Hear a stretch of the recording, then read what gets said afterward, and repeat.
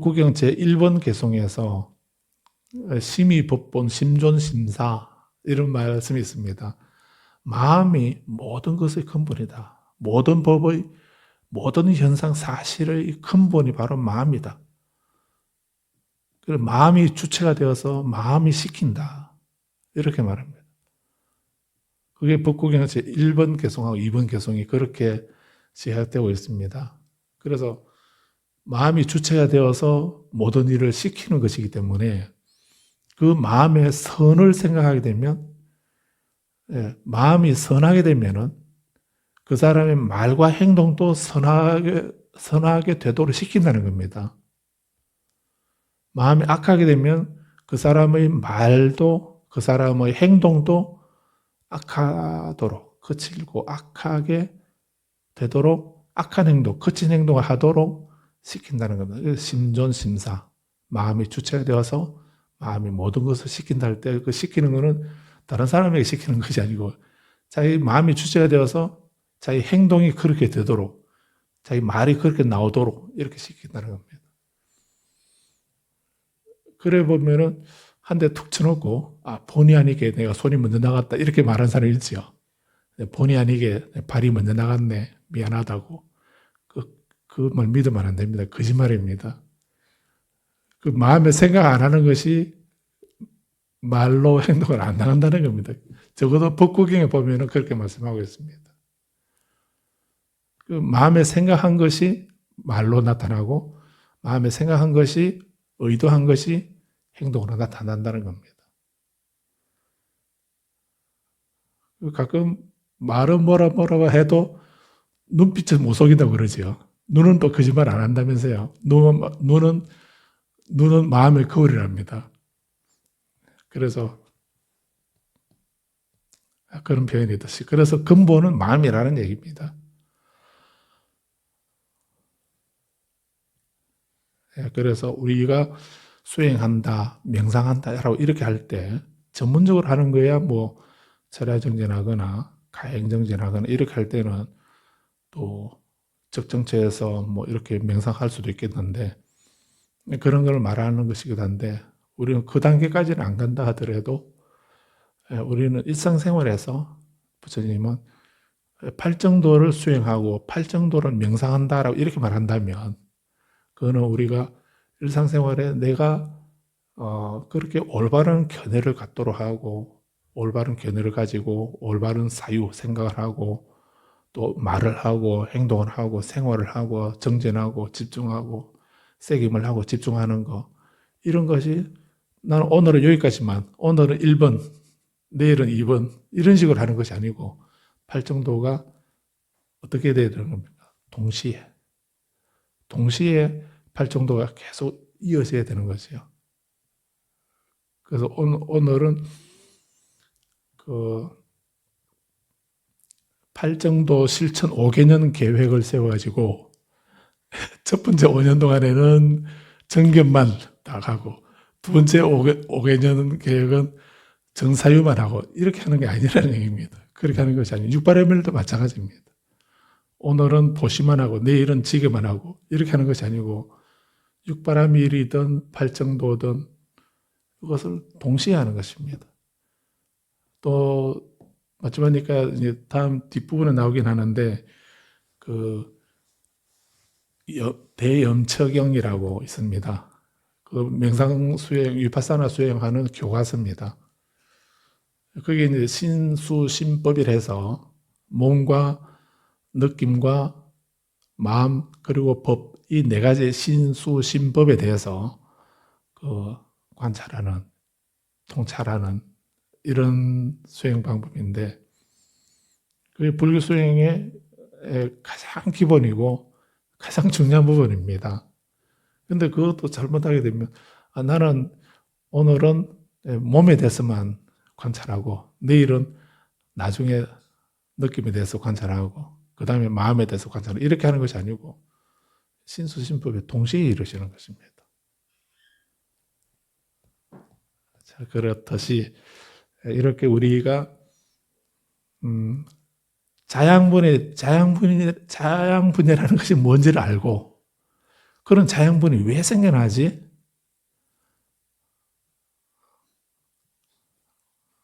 그걸 알고 그 자양분의 소멸에 대해서 알고 그 소멸에 대해 이르는 길을 알아서 그 길을 걸어가는 수행을 하는 명상을 하는 그런 생활을 하게 되면은 탐욕이나 분노나 자아의식의 잠재적 경향을 제거한다는 것입니다. 이 제거를 이런 탐욕, 분노, 자아의식의 잠재적인 경향을 그런 경향을 다른 누구가 없애주는 것이 아니고 내가 이 팔정도를 수행할 때 그것이 사라진다는 것입니다. 제거할 수 있다는 것입니다. 그것도 언제 수행해야 됩니까? 예, 아침에 일어나면 새벽에 딱 팔정도 한번 딱 제거하게 되면 그 수행하게 되면 그날 하루는 다 청정하게 되고 이렇게 되는 거 아니죠. 또 매월 초하루날 초하루 기도 한번 하게 되면 한 달 동안은 작심삼일이라 했으니까 그럼 우리 한번 팔정도를 한번 실천하게 되면 3일 동안은 그대로 수행한 상태로 이어지는가? 그건 아니죠. 그런 것이 아니고 이 팔정도를 언제 하는가? 그렇게 그 8가지를 찰나찰나 순간 매 순간마다 그렇게 해야 된다는 것입니다. 그래서 알아차려라라고 알아차림이라고 하는 이것이 사띠라고 하는 것이 그렇게 어려운 이유가 거기 있는 겁니다. 이게 한 번만 하고 말 것 같으면 한 번만 하면은 뭐 오래도록 그 기운이 지속된다고 한다면 참 좋겠는데 근데 매 순간순간 그렇게 해야 된다는 그래서 어려운 것입니다. 그렇게만 되면 찰나찰나에 그렇게만 된다면 탐욕과 분노, 자아의식의 잠재적 경향을 제거하고 무명을 버리고 명제를 일으키게 되어서 지금 여기에서 괴로움의 종식을 성취하게 된다. 기다릴 필요가 없습니다. 다음 생에 죽고 난 뒤에 다음 생이 아니고요. 지금 바로 여기에서 지금 여기에서 지금 시간적으로 지금 공간적으로 여기 타방세계가 아니고 바로 이 세상 바로 여기에서 이 자리에서 괴로움의 종식을 성취한다. 그렇게 하게 되면 고귀한 제자는 올바른 견해를 지니고 견해가 올바르게 되고 가르침에 흔들리지 않는 확신을 갖고 올바른 가르침을 성취한다라고 말씀하셨습니다. 또 다른 법은 없습니까? 라고 여쭈니까 그래서 온 김에 멀리서 그 더운데 맨발로 사리불손자 만나러 멀리서 온 김에 본전을 다 뽑고 가려고 또 더 없습니까? 라고 그러면 이렇게 사리불손자가 4가지 자양분에 대한 이 법문이 부족하다는 겁니까? 의미가 작다는 게 아니죠. 앞에서 그 시박과 십선에 대해서 말씀하셨고 두 번째로 여기서 4가지 그 음식 자양분에 대해서 말씀하시는데 이것은 수준 낮은 그런 거라고 생각하시면 안 됩니다. 어느 것이라도 우리가 시박을 버리고 십선을 행하기만 하면 그렇게만 하면은 바로 여기에서 그 괴로움의 종식을 이룰 수 있다라고 했습니다.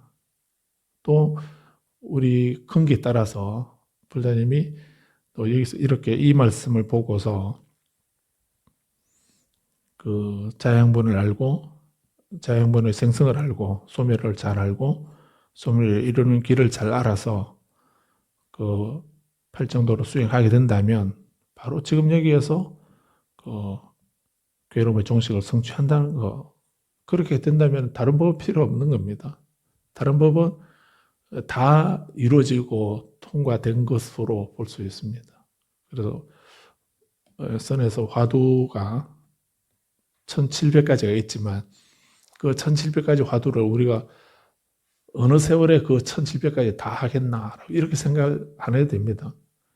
그 1700가지가 있지만 그 중에 자기 근기에 맞는 화두 하나만 딱 들고 그것만 통과하게 되면 나머지 1699가지는 그냥 자동적으로 통과되는 것입니다.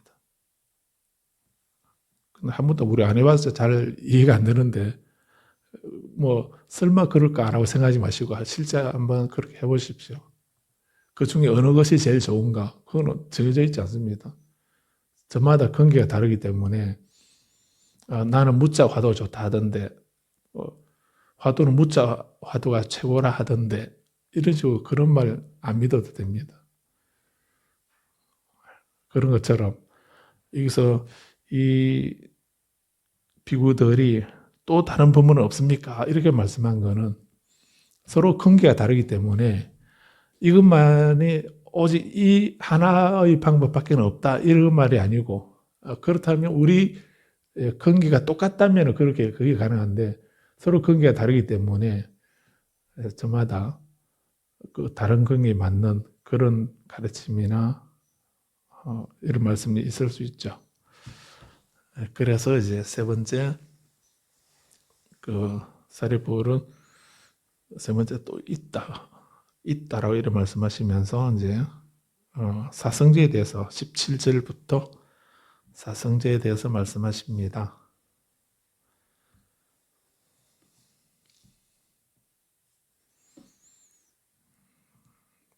오늘 사성제를 보려고 했는데 오늘 여기까지 말씀드리고 다음 시간에 사성제 보도록 하겠습니다.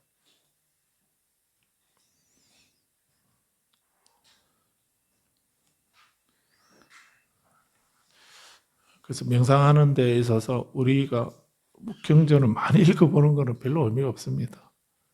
또 다른 시간에 많이 보시고 하기 때문에 중요한 건 우리 이 시간에 한 가지라도 이해하면서 그걸 그렇게 명상할 수 있도록 하는 것이 더 중요하고 일상생활에서 한 번 더 말씀드리지만 다른 방법이 따로 있지 않습니다. 팔정도라고 하든 육바라밀이라고 하든 뭐 다른 어떤 수행을 말하더라도 그 속에 부처님이 말씀하신 이 8가지 거룩한 길, 그것의 괴로움의 소멸에 이르는 8가지 방법, 그 팔정도, 이것을 일상생활에 늘 수행하는 것, 그것이 가장 중요하고 그 팔정도를 부파불교나 대승불교나 선불교나 밀교나 이런 곳에서 말만 살짝 바꾸어서 다른 표현을 했을 뿐이지 그 내용은 팔정도입니다. 그 부처님 당시에는 8가지였지만 지금은 뭐 그런 거 올바른 견해 안 가져도 되고 올바른 사유 안 해도 되고 올바른 집중만 하면 된다든지 뭐 이런 거 없습니다. 그리고 또 아무리 세대가 바뀌고 시대가 바뀌었다 하더라도 우리는 어떻게 하는 것이 올바른 생활인가, 올바른 행동은 어떤 것인가 이런 거는 바뀌지 않죠. 그거는 3000년 전이나 지금이나 다 똑같습니다.